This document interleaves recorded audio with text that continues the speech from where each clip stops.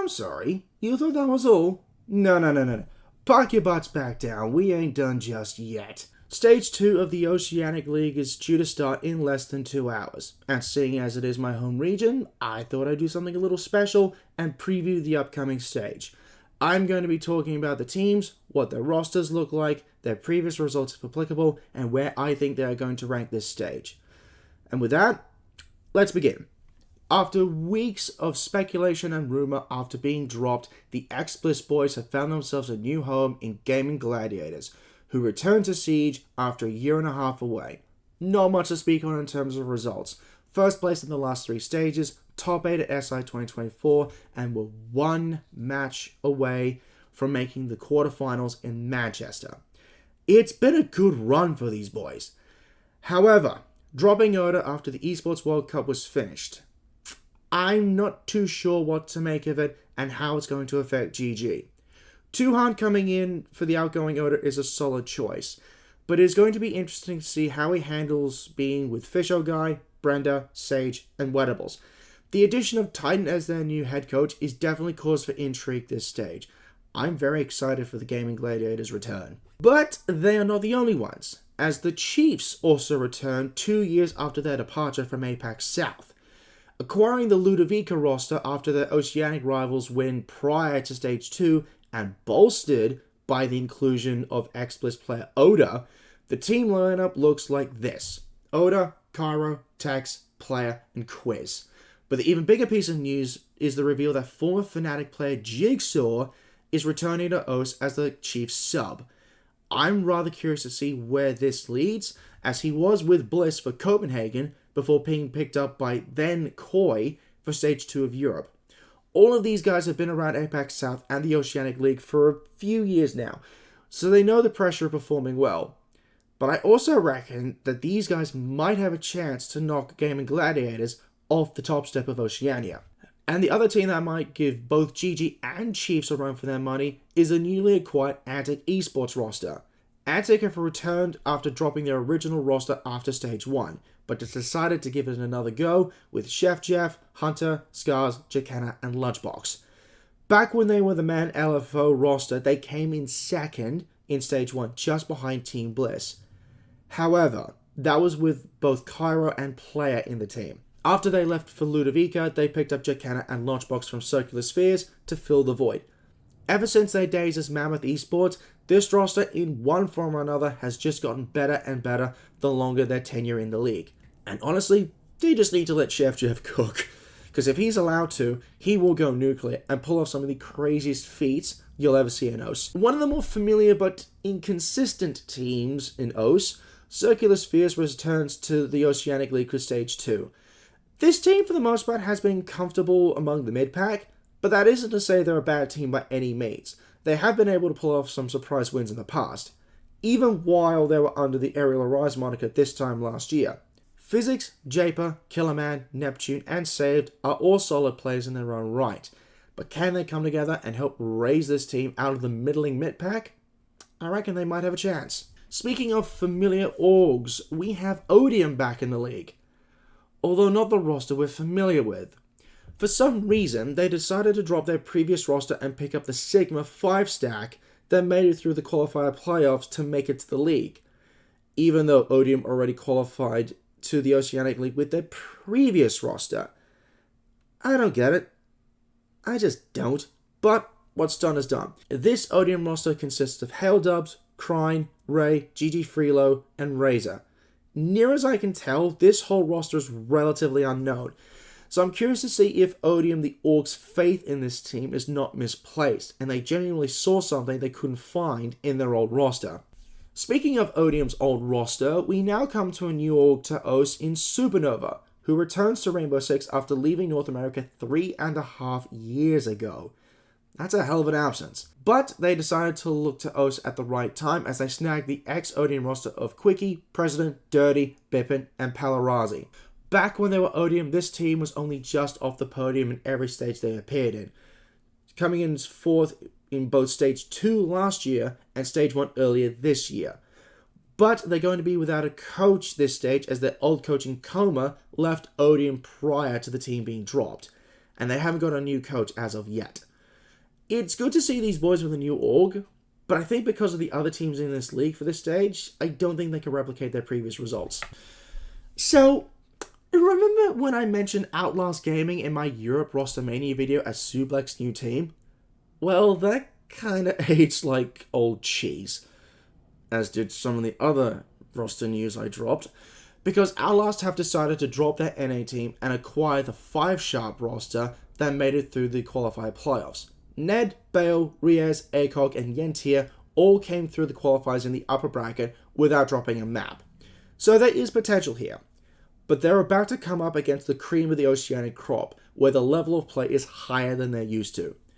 With a solid support staff in Coach Nato and analyst Coltamar, they have the foundations to be a solid team in the future. So I'm not expecting anything brilliant from these guys just yet. And if they're clever, they'll use this stage to get used to playing in the top flight of Siege and come back next year better than ever. And finally, we come to Prodigy, the team that took the final spot in the qualifier playoffs and earned their spot in the Oceanic League. Names Dave, Mackenzie, Trippin, Faulty, and Mikazi all become part of the newest players to play the top flight of competitive Siege. However, like some of the other teams this stage, I'm expecting them to build foundations to come back next year and put some solid performances down. But right now, they should treat this as a sort of fact-finding mission. See what works for them, what doesn't, and how they can improve going forward. These guys have potential and an opportunity, but it's on them to make the most of it. And now, we come to the rankings.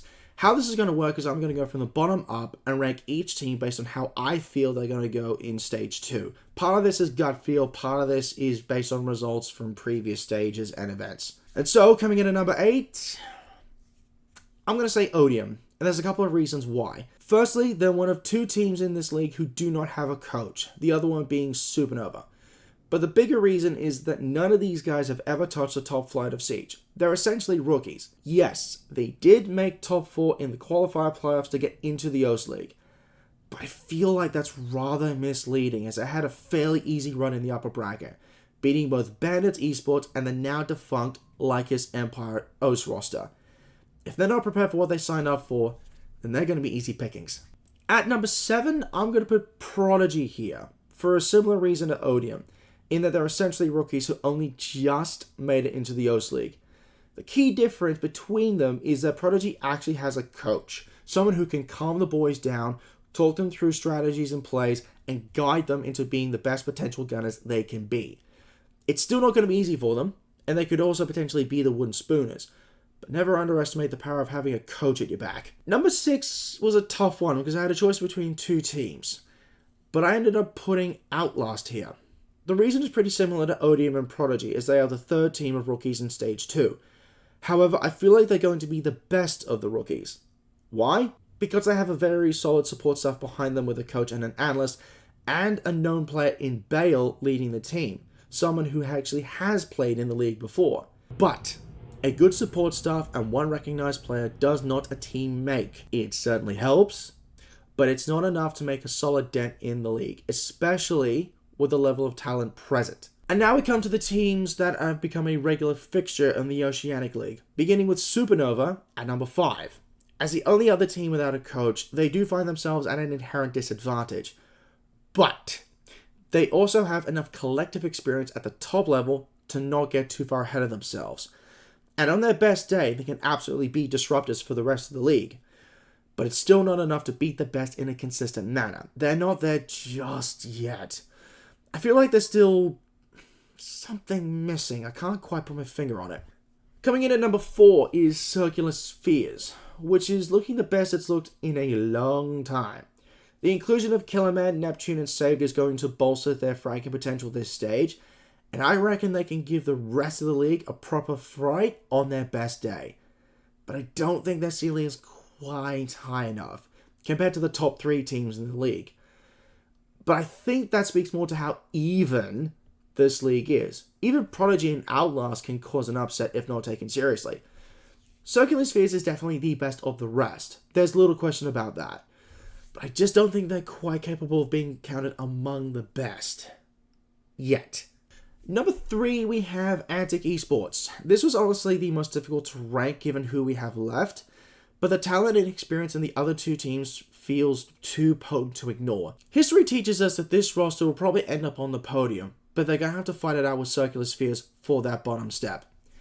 I feel that Chiefs and Gaimin Gladiators are just too good for Antic as of this moment, but they will certainly give them a run for their money. This Antic roster is good, no question, but I think they're going to fall just short. Number 2 goes to the Chiefs, and I think they just lose out. Odah's inclusion to the team and winning Oceanic Rivals early in the year is absolutely going to be a huge momentum boost. And being picked up by the Chiefs would make them the team to watch this stage if there wasn't already a team like the Gaimin Gladiators. I reckon these guys will come the closest to knocking GG off the top step in Oceania. And you know what? I'll give them an outside chance of actually doing it. But they're going to have to fight like the devil possessed in order to pull it off. Which just leaves the Gaimin Gladiators as the number 1 team for OCE this stage, and by extension, booking their spot at yet another major. But it is not going to be a walkover. Not having Odah on the team is going to hurt them slightly. But Tuhun's not a bad player by any means. Having a new coach in Titan will absolutely help negate Odah's absence, especially if he can cook up a new strat book for these boys.